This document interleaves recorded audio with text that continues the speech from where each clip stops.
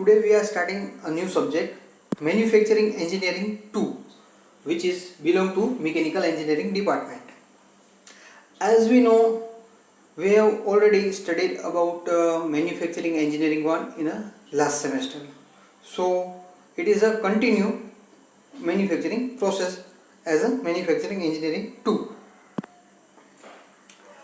So in last semester આપણે પાછળના સેમેસ્ટરમાં જોઈ ગયા મેન્યુફેક્ચરિંગ એન્જિનિયરિંગ 1 ની અંદર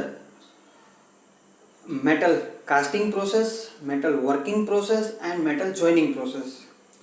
in this semester we are starting with the metal removing process. એટલે કે લાસ્ટ સેમેસ્ટરમાં આપણે જે પ્રોસેસ જોઈ ગયા તેમાં મેટલ ક્યાંય રિમૂવ થતું નહોતું, મીન્સ કે મેટલનો દુરુપયોગ થતો ન હતો.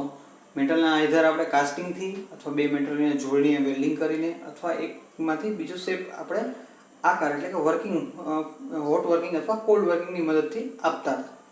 જ્યારે મશીનિંગ અથવા MEE2 છે એ આખું છે એ મેન્યુફેક્ચરિંગ એન્જિનિયરિંગ 2 છે એ મેટલ રિમૂવિંગ પ્રોસેસ ઉપર આધારિત છે. એટલે કે આની અંદર વર્કપીસ ઉપર જે આકાર કે શેપ આપવાનો છે એ શેપ આપવા માટે આપણે તેની ઉપરની બિનજરૂરી મટીરિયલ, અનવોન્ટેડ મટીરિયલ છે એ ચિપ સ્વરૂપે રિમૂવ કરવામાં આવે છે.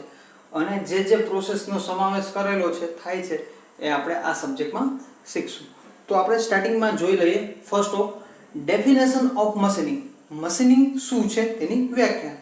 તો જોઈએ, metal cutting or machining is the process of producing a workpiece by removing unwanted material from a block of material or workpiece. એટલે કે મેન્યુફેક્ચરિંગ અથવા તો મશીનિંગ અથવા મેટલ રિમૂવિંગ પ્રોસેસ એ પ્રોસેસ છે કે જેમાં વર્કપીસ એટલે કે મટીરિયલની ધાતુ ઉપરથી બિનજરૂરી ધાતુ ચિપ સ્વરૂપે દૂર કરી અને યોગ્ય શેપ આપવાની ક્રિયાને મશીનિંગ કહેવામાં આવે છે. બરાબર? તો અમુક એની કેરેક્ટરિસ્ટિક્સ છે. શું છે લાક્ષણિકતાઓ? તો કે મશીનિંગ છે ઓલમોસ્ટ આપણે જે આગળના પોર્શનમાં એટલે કે ME1 માં જોઈ ગયા એ બધી પ્રોસેસ પછી કરવામાં આવતી ફિનિશિંગ પ્રોસેસ છે. તો એ ઓલમોસ્ટ બધા જ પ્રકારની ધાતુ એટલે કે મટીરિયલ ઉપર કરવામાં આવે છે અને ઈઝી પણ છે. નેક્સ્ટ જોઈએ પ્રિન્સિપલ ઓફ મશીનિંગ. મશીનિંગ કઈ રીતે થાય છે? તો એમાં સૌપ્રથમ આપણે જોઈએ કે વર્કપીસ અથવા રો મટીરિયલને એક પ્રાઇમરી મોશન આપવામાં આવે છે. પ્રાઇમરી મોશન એટલે કે રોટેશન અથવા સ્ટેન્ડિંગ અથવા તો રેસિપ્રોકેટિંગ આઈધર. સેકન્ડ, યોગ્ય કટિંગ ટૂલ એટલે કે કટિંગ ટૂલ જે વર્કપીસ કરતાં હાર્ડ હશે મટીરિયલમાં એનો ઉપયોગ કરી યોગ્ય સ્પીડ, ફીડ અને ડેપ્થ ઓફ કટનો ઉપયોગ કરી અને બિનજરૂરી મટીરિયલ રિમૂવ કરવામાં આવે છે. બરાબર? કઈ રીતે રિમૂવ કરવામાં આવે છે તમે ફિગરમાં પણ જોઈ શકો છો. વર્કપીસ અથવા રો મટીરિયલને યોગ્ય વર્ક હોલ્ડિંગની ડિવાઇસથી પકડાવી તેને પ્રાઇમરી મોશન આપી યોગ્ય કટિંગ ટૂલ વડે પ્રોપર ડિરેક્શનની અંદર ફીડ આપવામાં આવશે ત્યારે બિનજરૂરી ધાતુ ચિપ સ્વરૂપે ત્યાંથી રિમૂવ થશે. નેક્સ્ટ જોઈએ કેરેક્ટરિસ્ટિક્સ ઓફ મશીનિંગ એટલે કે મશીનિંગની લાક્ષણિકતાઓ શું છે? તો એ છે કે સૌપ્રથમ આપણે જોઈએ તો improve the dimension, accuracy and tolerance of the component. એટલે કે કમ્પોનન્ટ અથવા વર્કપીસ ઉપર જે આપણે ડિઝાયર ટોલરન્સ અને ડાયમેન્શન એટલે કે ચોકસાઈપૂર્વક જે માપ સાઇઝ જોઈએ છે એ મેળવી શકીએ છીએ. સેકન્ડ છે internal and external surface features. એટલે કે આ પ્રોસેસ એવી છે કે ઇન્ટરનલ એટલે કે અંદરની બાજુ તથા એક્સટર્નલ એટલે કે બહારની બાજુ બંને બાજુ કરી શકાય એવી પ્રોસેસ છે. નેક્સ્ટ છે specified surface finish can be achieve. એટલે યોગ્ય ઉચ્ચ ગુણવત્તાવાળું સરફેસ ફિનિશ આપણે મેળવી શકીએ છીએ. Last one, it may be economical to produce a part by machining. અને મશીનિંગ પ્રક્રિયા દરમિયાન જે પાર્ટ બનાવવામાં આવે છે તે સસ્તો એટલે કે ચીપ બને છે. નેક્સ્ટ જોઈએ એલિમેન્ટ ઓફ મશીનિંગ. હવે આપણે મશીનિંગની વ્યાખ્યા જોઈએ, એની કેરેક્ટરિસ્ટિક્સ જોઈએ તો જોઈએ મશીનિંગ કરવા માટે એના ઘટકો ક્યાં ક્યાં અવેલેબલ હોવા જોઈએ. તો સૌપ્રથમ આપણને ખબર છે તો આપણે મશીનિંગ કેની ઉપર કરવાનું છે તો કે વર્કપીસ ઉપર એટલે કે વર્કપીસ અથવા રો ઓફ મટીરિયલ અથવા બ્લોક ઓફ મટીરિયલ. પહેલું. Second, machine tool. Machine tool એટલે કે એ પ્રકારનું ટૂલ કે જેની ઉપર આપણે પ્રોસેસ કરવાની છે, જેમ કે લેથ મશીન છે, ડ્રિલિંગ મશીન છે, મિલિંગ મશીન છે વગેરે. એને શું કહેશું આપણે? તો કે machine tool. Than after cutting tool કે જેના દ્વારા આપણે મટીરિયલ રિમૂવ કરવાનું છે. તો કે કટિંગ ટૂલની અંદર આપણે લેથ મશીન ઉપર જોઈએ તો single point cutting tool use થાય છે, શેપર મશીન ઉપર સિંગલ પોઈન્ટ કટિંગ યુઝ થાય છે, ડ્રિલિંગ મશીન ઉપર મલ્ટી પોઈન્ટ એટલે કે ડ્રિલ બીટ યુઝ થાય છે, મિલિંગ મશીન ઉપર છે મિલિંગ કટર યુઝ થાય છે, મલ્ટી પોઈન્ટ કટિંગ ટૂલ. તો એ બધા કટિંગ ટૂલ હોવા જોઈએ. નેક્સ્ટ એના પછી જરૂરી તો કે રિલેટિવ મોશન એટલે કે વર્કપીસ અને કટિંગ ટૂલની સાપેક્ષમાં અથવા બંનેમાં કોઈ એક પ્રોપર રિલેશન હોવો જોઈએ અથવા તો કોઈ પ્રોપર એક સાપેક્ષ ગતિ હોવી જોઈએ, ત્યારે મટીરિયલ શિયરિંગ એક્શન દ્વારા રિમૂવ થશે. તો અને લાસ્ટમાં છે કટિંગ ફ્લુઇડ એટલે કે જ્યારે કટિંગ એક્શન થતું હશે ત્યારે હીટ જનરેટ, શિયરિંગ એક્શન થશે ત્યારે હીટ જનરેટ થશે. It may be harm for cutting tool and workpiece. વર્કપીસનો સપાટી બગાડે છે અને કટિંગ ટૂલની લાઈફ ઘટાડે છે. તો ત્યારે એ બંનેને ઠંડા રાખવા માટે અને ચીપ રિમૂવ કરવા માટે ત્યાં કટિંગ ફ્લુઇડ વાપરવામાં આવે છે. તો આ પણ એક એનો મહત્વનો ઘટક છે. તો આ જોઈ ગયા આપણે એલિમેન્ટ ઓફ મશીનિંગ. ક્યાં હતા? તો કે પહેલા workpiece, machine tool, cutting tool, relative motion and cutting fluid.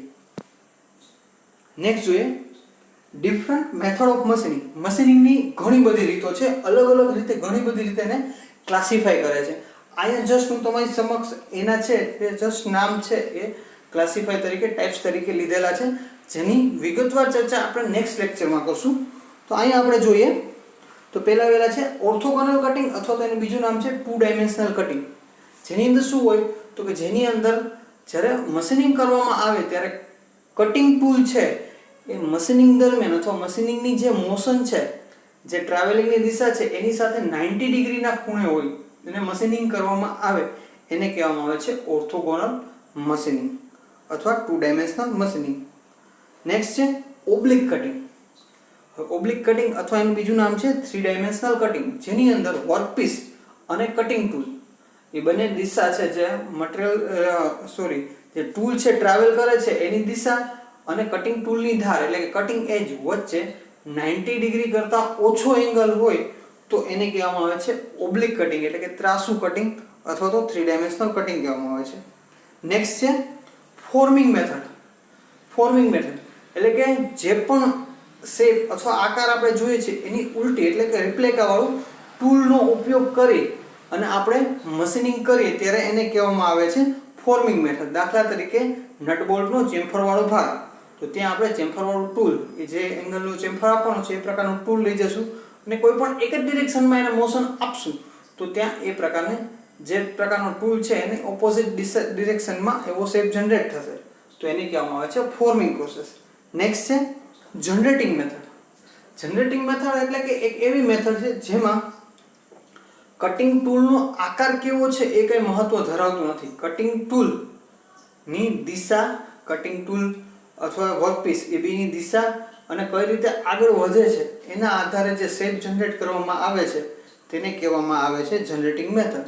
Means કે શાફ્ટ બનાવવો અથવા તો સિલિન્ડર બનાવવું, કોઈ સ્પિન્ડલ બનાવવું, કોઈ ટર્નિંગ ઓપરેશન વગેરે છે એ બધા છે એ જનરેટિંગ મેથડ છે. એટલે કે એમાં ટૂલનો શેપ મહત્વ રાખતો નથી, ટૂલની દિશા, ટૂલનો જે પાથ છે એના ઉપર આધાર રાખે છે.